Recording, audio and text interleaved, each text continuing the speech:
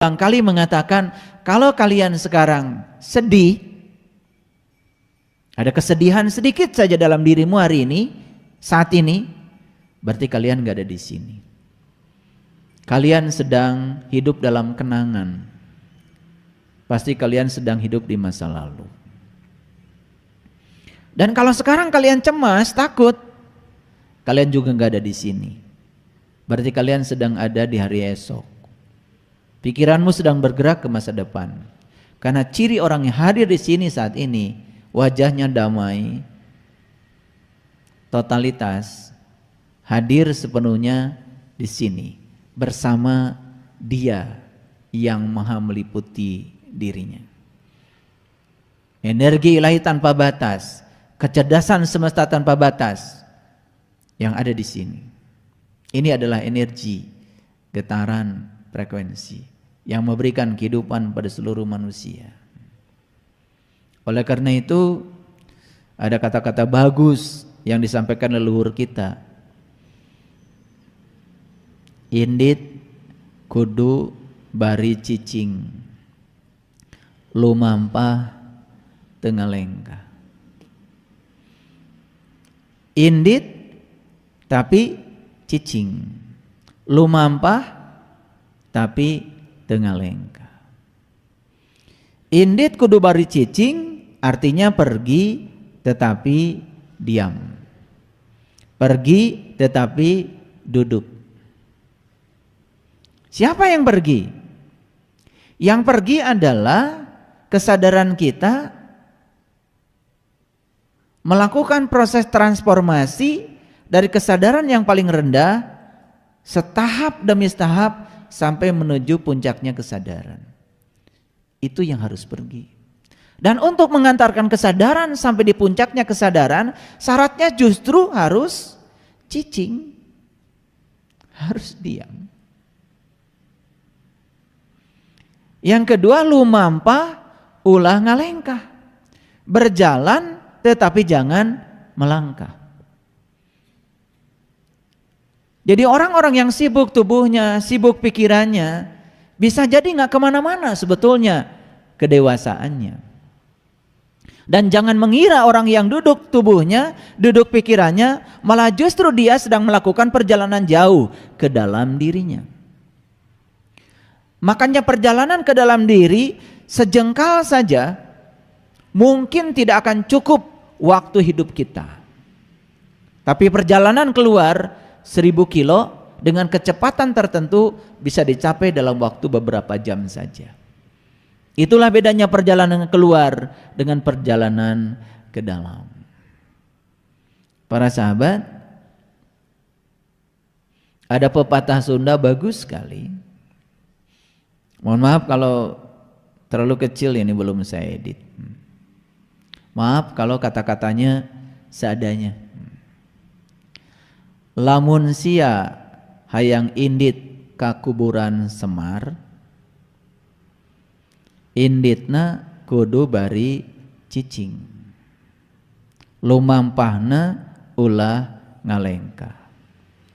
Sanajan indit ka mana-mana tapi hate cicing, panteng eueuh deui sembaheun angin Gusti. Ini dalam bahasa yang sederhana, ini yang disebut dengan mindfulness. Ini bahasa kerennya mindfulness. Jadi hadir di sini, saat ini, sekarang. Nah, ini ada dua kata yang penting, kuburan Semar. Siapa Semar dan mana kuburannya? Karena sekarang banyak sekali orang-orang yang, mohon maaf, sedikit kurang akal.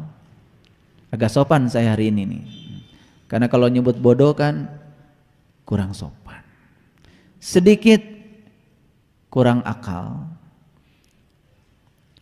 Orang-orang yang semacam ini tunjukkan saja, tuh di ditu aya kuburan Semar, pasti dijarahan, pasti didatangan. Dia tidak sadar kalau Semar itu adalah simbolisasi. Semar itu adalah simbolisasi. Leluhur kita itu saking hebatnya menyampaikan pesan kepada kita anak cucunya itu menggunakan bahasa simbolik. Oleh karena itu, hari ini saya akan bicara tentang Semar.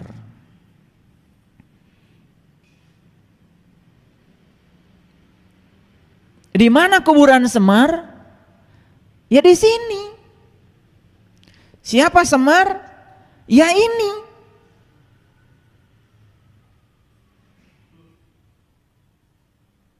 Pertanyaan tentang man robuka.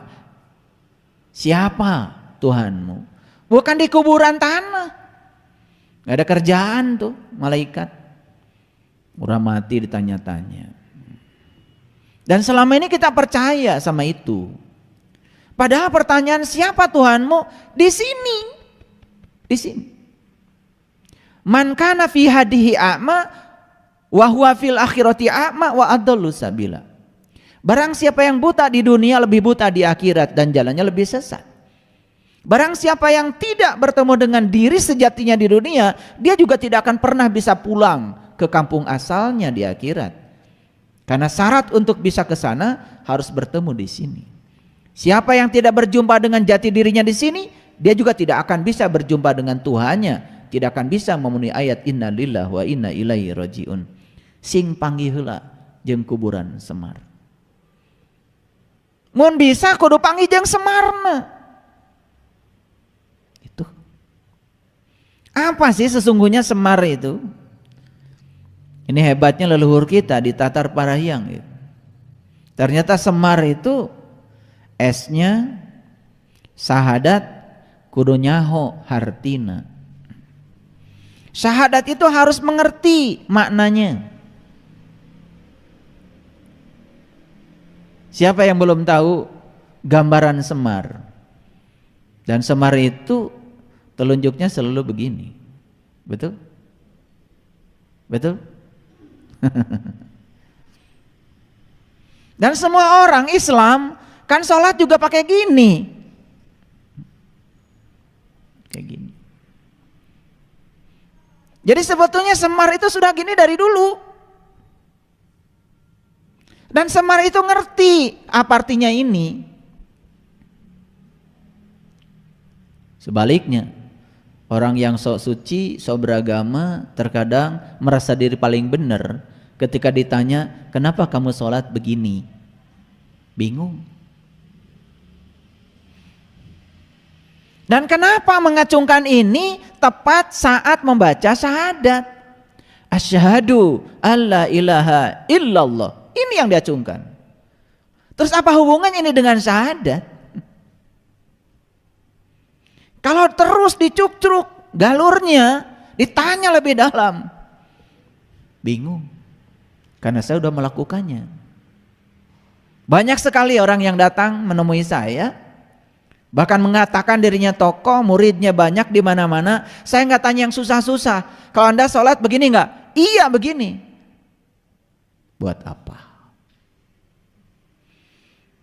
Semua jawabannya dati dituna kayak gitu.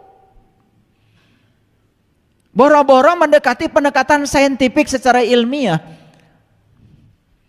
Gak bisa menjelaskan. Dan kenapa diacungkan tepat pada saat baca syahadat? Naon atuh syahadat teh? Kan syahadat itu urusan dengan proses menyaksikan. Syahadat itu urusan dengan penyaksian. Dan yang boleh untuk bersaksi hanya mereka yang sudah menyaksikan. Yang tidak menyaksikan, kalau dia bersaksi, bohong persaksiannya.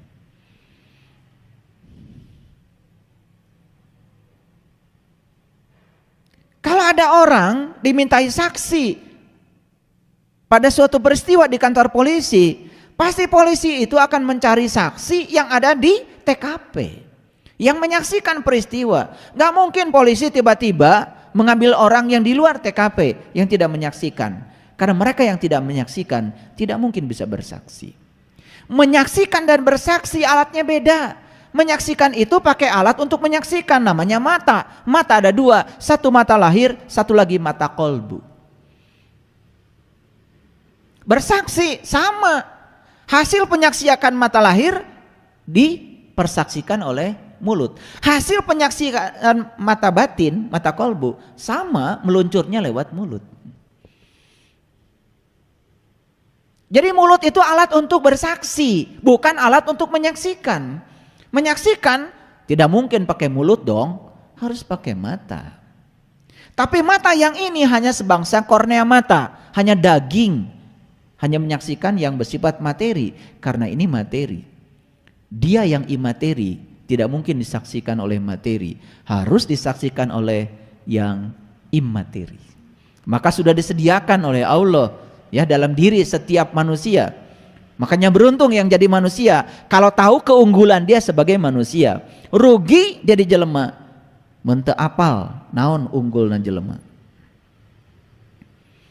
Jadi Semar itu esnya adalah syahadat kudu nyaho hartina, harus mengerti makna syahadat. Karena syahadat itu bukan ucapan, syahadat itu adalah pengalaman spiritual. Lucu kan?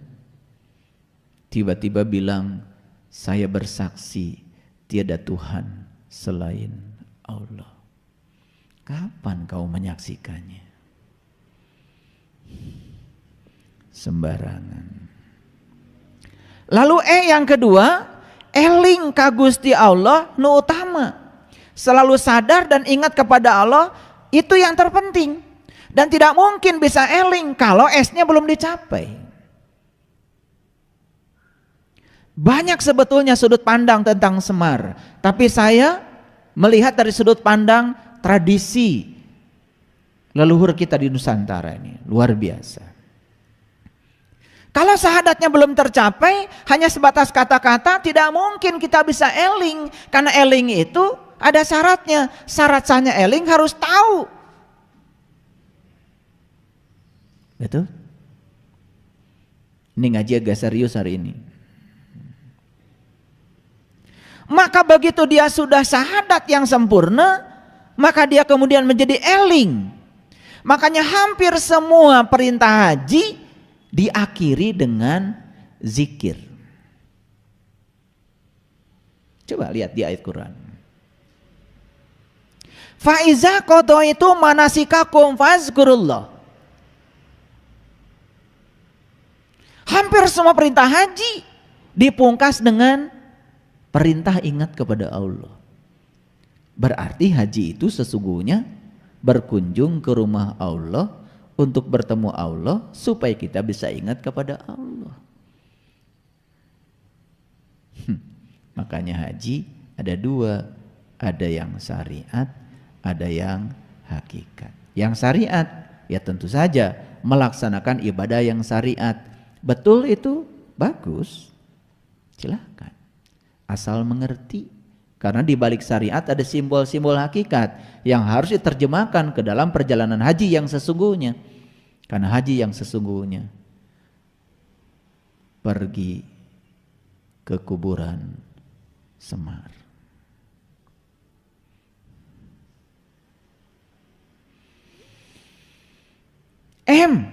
Apa? Manunggaling kaula Gusti. Jadi tidak mungkin seseorang bisa mencapai manunggaling kaula Gusti kalau tidak ada wali dengan syahadat. Syahadat dulu, eling, baru manunggal. Sebetulnya Allah tuh sudah manunggal sekarang ini, cuman kita tidak sadar kalau dia manunggal dengan kita. Yang hilang pada diri kita adalah kesadaran kalau Allah bersama kita. Itu saja yang hilang. Karena kitanya amnesia. Lalu apal kadiri anu pasti. Jadi kalau sudah syahadatnya sempurna, elingnya sudah sempurna, manunggalnya sudah sempurna, berikutnya pasti apal kadiri nu pasti. Mengenal diri sejati secara pasti. Bukan katanya, bukan cek jeung cenah, tapi pasti.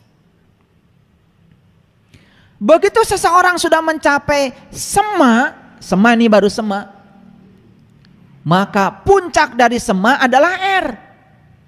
R itu adalah rasa kudu peka kasasama.